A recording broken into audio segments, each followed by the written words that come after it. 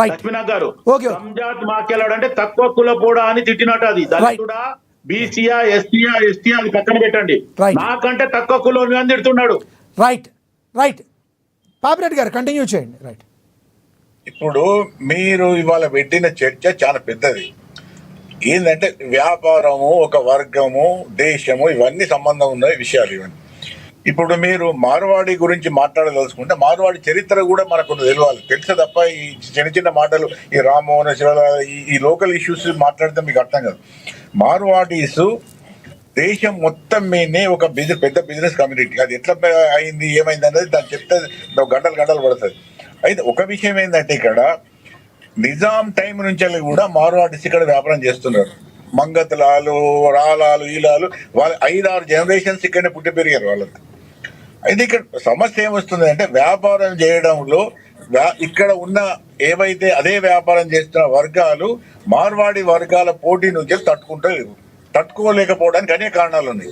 ఇప్పుడు ఉదాహరణకు మీరు స్వర్ణకారులు లేదా ఈ ఏదైతే హౌస్ల వాళ్ళ గురించి చెప్తారు. ఇప్పుడు స్వర్ణకారుల యొక్క కేవలం మార్వాడీసే కాదు, ఎప్పుడైతే మిషన్స్ మీద ఈ ఆభరణాలు తయారు చేయడం వచ్చిన తర్వాత ఇది 30-40 ఏళ్ళ నుంచి వెళ్ళి కొత్తగా వచ్చింది కాదు, 30-40 ఏళ్ళ నుంచి వెళ్ళి స్వర్ణకారులకు వాళ్ళకు ఒకప్పుడు వాళ్ళ వృత్తి ఆ జీవిత విధానం ఏముందో జీవిత విధానం మొత్తానికి దెబ్బతిన్నది. అట్లాగే చేతి వృత్తుల ఇప్పుడు పద్మశాలీస్ ఉన్నారు, ఎప్పుడైతే మిషన్స్ మీద బట్టలు తయారైనాయో వాళ్ళ మగ్గాలు దెబ్బతిన్నాయి. అంటే ఇప్పుడు మోడర్నైజేషన్ అంటే ఆధునీకరణ జరుగుతున్నప్పుడు, యంత్రాల మీద ఉత్పత్తి జరుగుతున్నప్పుడు ఈ ఏదైతే చేతి వృత్తులు చేతులతో తయారు చేసి మామూలుగా హ్యాండ్ మేడ్ లేదా హ్యాండ్ క్రాఫ్ట్ ఉండేవో ఇవి పోటీలో తట్టుకుంటలేవు. ఈ విషయాన్ని మీరు జాగ్రత్తగా గమనించాలి. ఎందుకంటే ఎందుకు ఇప్పుడు ఒక విషయం మనం అందరం కూడా మనమే ఒక ప్రశ్న వేసుకుందాం. ఇక అక్కడ ముగ్గురు ప్యానలిస్టులు, నేను, లక్ష్మీనాథ్ గారు 5 ఉన్నాం కాబట్టి 5 ఒక ప్రశ్న వేసుకుందాం. మార్వాడీస్ ఎక్కడి నుంచెల్లో పాలి లేకపోతే ఉదయపూర్, జోధ్పూర్ ఎక్కడెక్కడి నుంచి వచ్చి కాదు మొత్తం త్రోడ్ తెలంగాణ మన ఇండియానే ఉన్నారు. ఎందుకు వాళ్ళ వ్యాపారం సక్సెస్ అవుతున్నది, మిగతా వాళ్ళది ఎందుకు అయితే లేదు?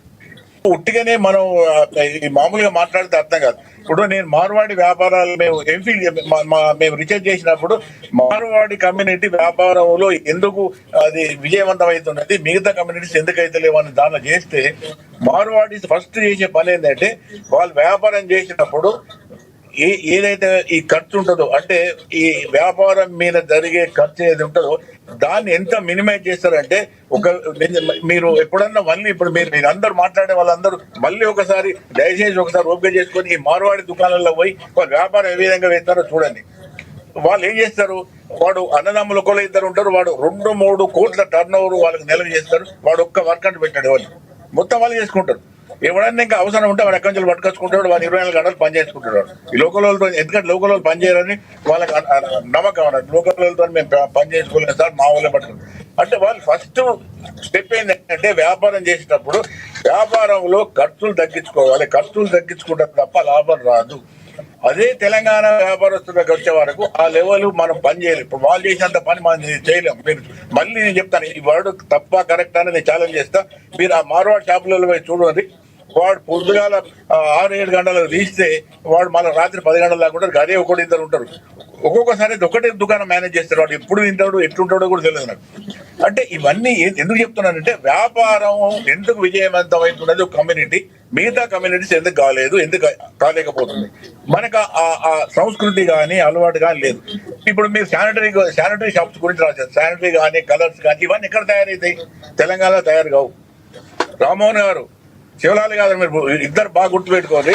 ఈ కలర్స్ పెయింటింగ్స్ కానీ శానిటరీ హార్డ్వేర్ కానీ ఈ ఏవైతే మార్బుల్స్ కానీ ఇవి కూడా తెలంగాణలో తయారు కావు, తెలంగాణ రావు. ఇవి ఎక్కడి నుంచి వస్తాయి? ప్రధానంగా అంటే గుజరాత్, మహారాష్ట్ర, కొంతమేరకు రాజస్థాన్ ఆ ప్రాంతం నుంచి వస్తాయి. ఆ వ్యాపారం అంతా వాళ్ళ చేతుల్లో ఉంటాయి. గుజరాతీ చేతుల్లో హోల్సేల్ అంతా వాళ్ళ చేతుల్లో ఉంటుంది. ఆల్ ఇండియా లెవెల్లో గుజరాతీ, మార్వాడి వాళ్ళే అక్కడి నుంచి తెచ్చుకుంటారు కాబట్టి వాళ్ళు ఈజీగా సక్సెస్ అవుతారు మనకన్నా. ఎందుకంటే తక్కువ ధరకు వేయగలుగుతారు. మీరు అంటున్నారు ప్రతిదీ కూడా మోసం చేస్తారు, బిల్డర్స్ అందరూ కూడా అక్కడి నుంచి తీసుకుంటారు వస్తువులని. ఇప్పుడు నేను కూడా ఇల్లు కట్టుకున్నా, నేను కూడా మార్వాడి షాప్లో కొన్నా, నాకేదో డూప్లికేట్ వస్తువులు వచ్చినట్టయితే నేను కనవాలి. ఎందుకంటే ఇవన్నీ మనం అర్థం చేసుకోవాలి. ఎందుకు వాళ్ళు సక్సెస్ అవుతున్నారు, మనం ఎందుకు ఫెయిల్ అవుతున్నాం. ఎస్ స్ట్రక్ అయ్యారు. ఎస్ ఒకటి లక్ష్మీనాథ్ గారు Yes, చెప్పండి. ఎందుకు ఇవన్నీ జరుగుతున్నాయంటే వాళ్ళు విజయవంతమవుతున్నారో మనం ఆగలేకపోతున్నాం. దీనికి అనేక కారణాలు ఉన్నాయి. దానికి ల్యాబింగ్ ఉన్నది, జీరో. మీరేం చెప్తారు సార్? అంటే సంక్షిప్తంగా చెప్పండి. ఇప్పుడు మీరు జరిగే దారుణంలో మీరేం చెప్తారు? డైరెక్ట్గా చెప్పండి సార్. ఓకే, మీరు చెప్పింది అర్థమైంది. ఈ యొక్క మార్వాడి గో బ్యాక్ అంటే కరెక్టా కదా? డైరెక్ట్గా చెప్పండి. మీరు యాంకర్ గా నేను చెప్తున్నా, మీరు ఎస్సునో ఉండదు.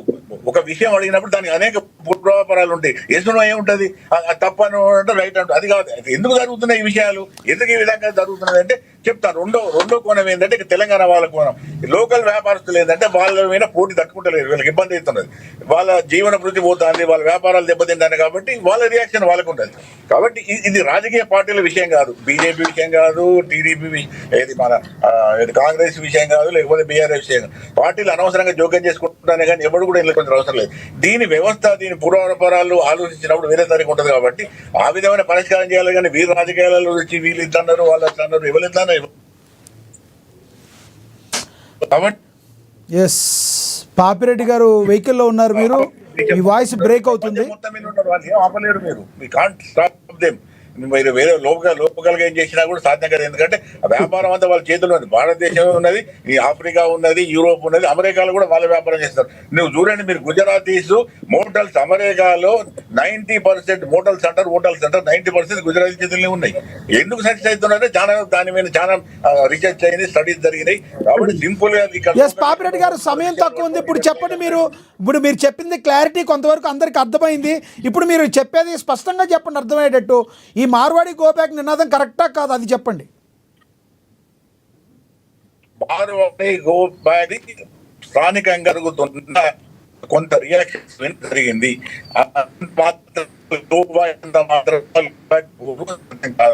రెండోది ఏంటంటే